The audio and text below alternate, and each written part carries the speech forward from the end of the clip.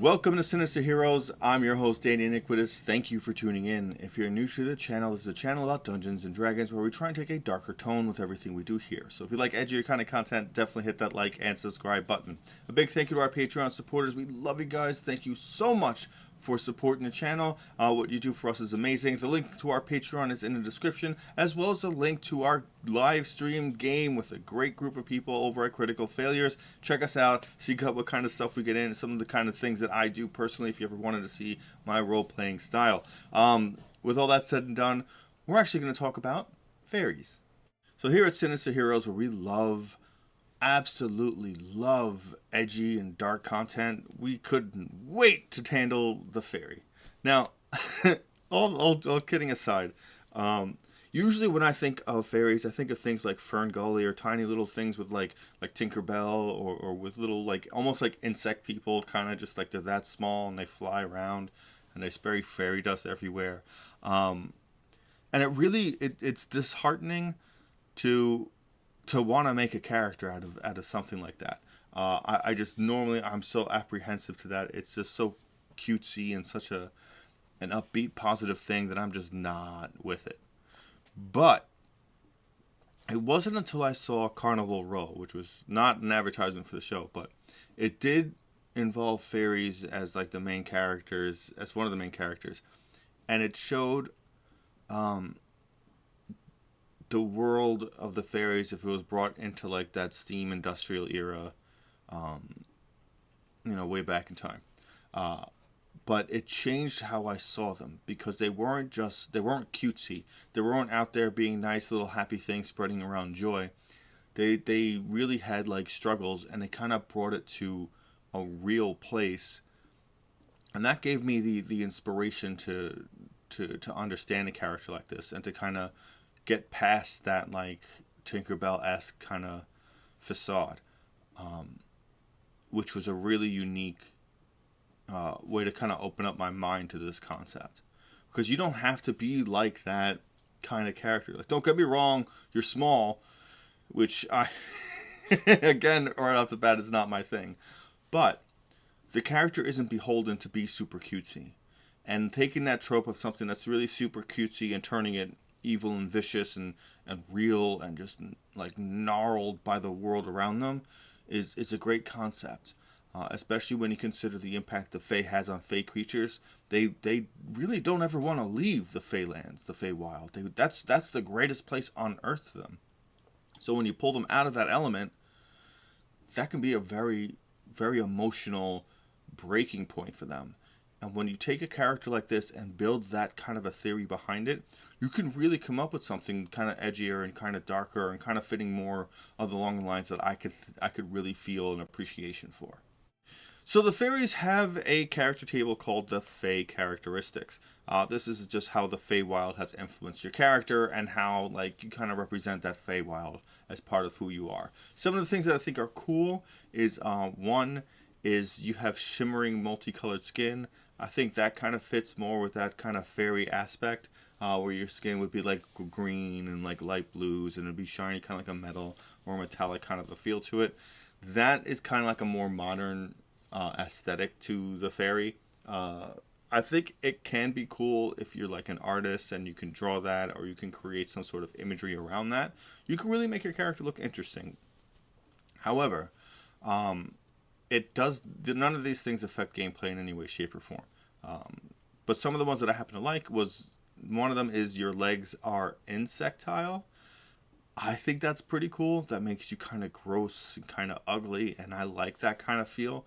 I like that maybe you're pretty in the Feywild and now you're in the real world and you're not.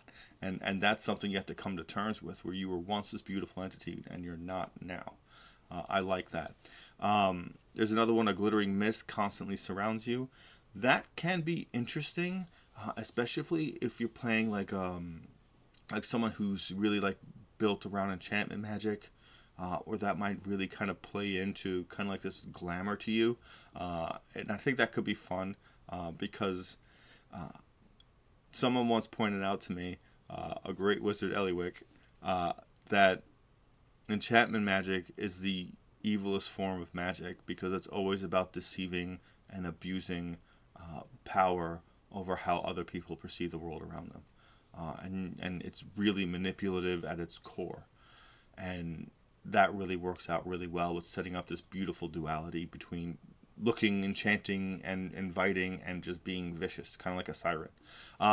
And my last one I really like is a noticeable harmless chill surrounds you. It makes you think of Kula from King of Fighters, where she has this like kind of like icy mist that kind of flows down to her when she stands still. I think it's cool. I think those kind of things really develop an aesthetic. It's hard to consistently work that into a game and have that really apparent though, but it's a good way to get into the mindset of who your character is. And using these characteristics can kind of build you in a specific direction. Like maybe you're a very draconic sorcerer, and as opposed to using draconic as the actual bloodline, you reflavor it as the Unseelie Court or the Prince of Frost or any of those cold aesthetics that come from the Feywild, and that's why that kind of emanates from you. And you can build your character around that and gain and pick all the ice spells and whatever, and really cultivate that as who your character is. And it all flows because a lot of it is just flavoring. Like with Draconic Sorcerer, when you get the increased AC, that can just be frost. That's just like harden over yourself. You know what I mean? And that's why it's difficult to hit you. And you could flavor things like that and work it out however you see fit. One of them is you smell like fresh brownies. Obviously, if you're an evil character, if you're like a witch, if you're like someone that's going to eat children, boom, there you go. What's better than that? If you're something, maybe you're a Circle of the Moon druid, then maybe you want to have a little horn on your head like a unicorn because it makes you seem more animalistic. And you can kind of play with that as a real good concept. You also gain the new ability scores where you pick 2 in one and 1 in the other, or 3 different scores by 1. You do what you like there. Your creature type is Fey, and that's important to note because unless something specifically says it targets Fey, there's a lot of things that you get out of unless it targets a creature. You are not a humanoid, which is important to note. A lot of spells target humanoids. As a fairy, your walking speed is 30 feet, which is good because considering you're a small race, you don't have any kind of movement restrictions like 25 movement speed, which some of them suffer from. You are small, though I would argue to be medium size. Again, there may be some tactical advantages to be small. You can hide behind regular creatures, whatever. You can fit into smaller spaces. Again, whatever. Particularly, they're not my favorite thing. But as a fairy, I think you can argue to be medium size. A, for my own personal aesthetic, because I think it fits better. And B, because of what you get out of fairy magic. Now, you do know the druid craft cantrip, which is kind of like prestidigitation just for druids. But it's really just kind of like a very simple kind of cantrip. It doesn't really do anything offensively or defensively. It kind of just manipulates the world around you in a very small way. Again, because it's a cantrip. But starting at level 3, you can cast Fairy Fire spell with this trait, which is actually a really great spell that doesn't get used often enough. At least in the games that I play in, a lot of people don't actually reach a certain point. People very rarely cast it, and I can understand it. It is a level 1 spell, but it is great to have, especially for free once a day. But starting at 5th level, you can also cast the Enlarge Reduce spell with this trait. Once you cast the Fairy Fire or Enlarge Reduce with this trait, you can't cast that spell with it again until you finish a long rest.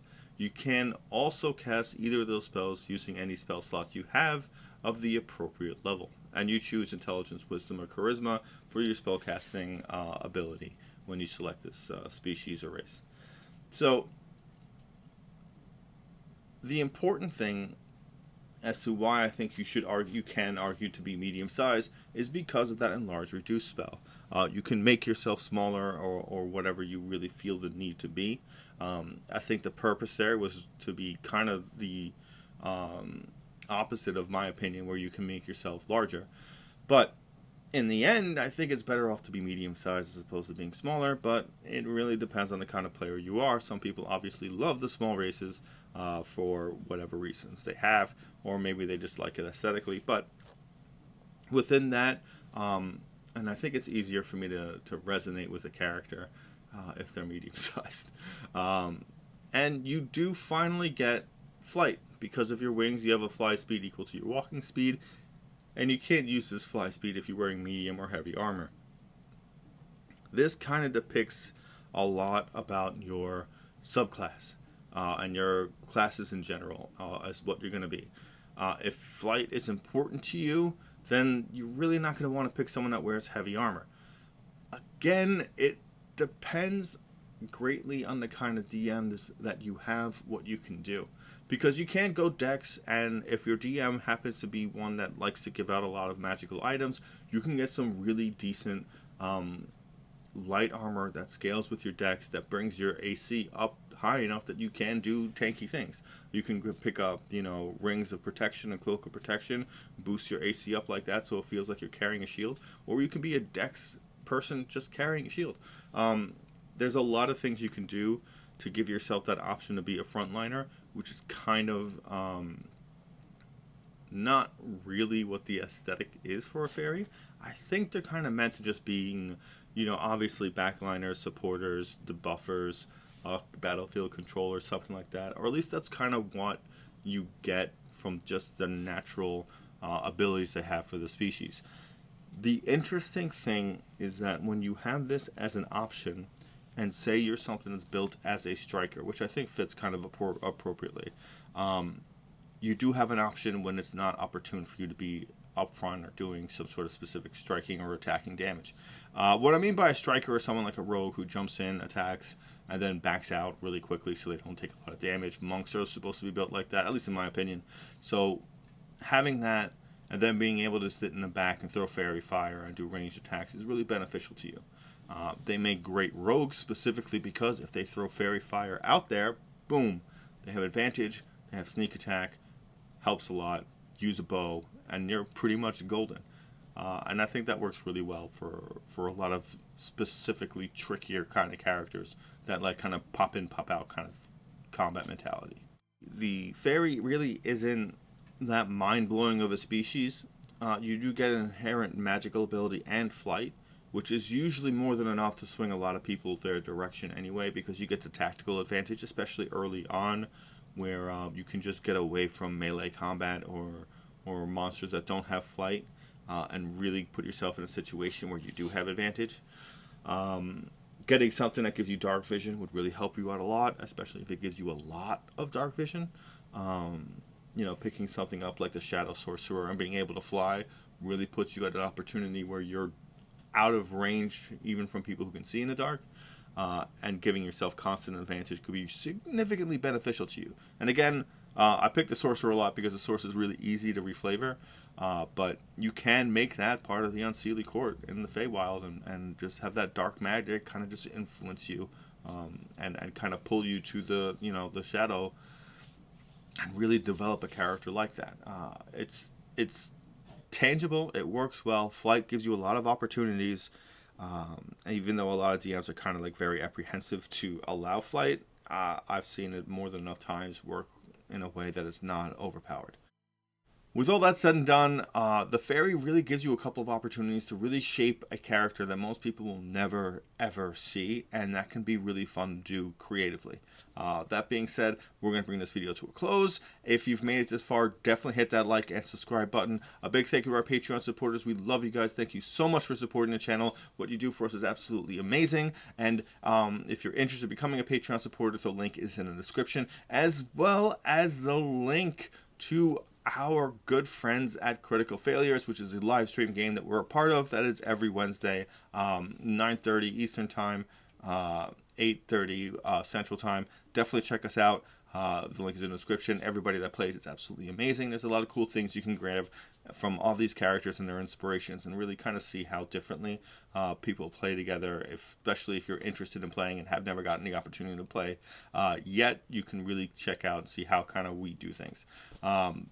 With all said and done, thank you for giving a spooky kid a chance.